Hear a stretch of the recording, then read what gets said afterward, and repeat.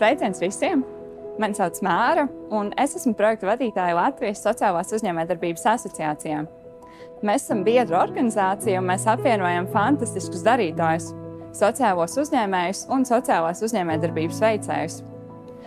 Mēs aktīvi un ar prieku sekojam līdzi tam, ko dara mūsu biedri.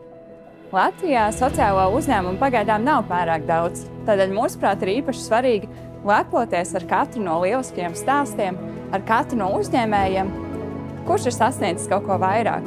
Šogad Gadabalvai esam pieteikuši sociālo uzņēmumu, kurš ir izdarījis ļoti daudz cilvēku ar funkcionāliem traucējumiem labā un devis viņiem iespēju izrauties ārpus mājām, ceļot ne tikai pa Latviju, bet arī pārzemēm.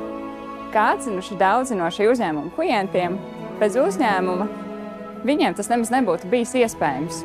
Viņi nodrošina individuālu pieeju katram no klientiem, parūpējas, lai katram šajos braucienos būtu interesanti, aizraujoši, lai katrs būtu apčubināts un aprūpēts un laimīgs.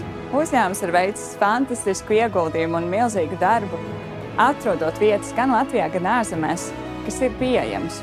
Un daudz strādājis pie pakalpojumu sniedzēju domāšanas mainīšanas, jo ne visas šīs vietas ir pieejamas un ne visas vietas un maršrutus uzreiz ir iespējams tik ātri sastādīt. Tas prasa daudz laika un darba.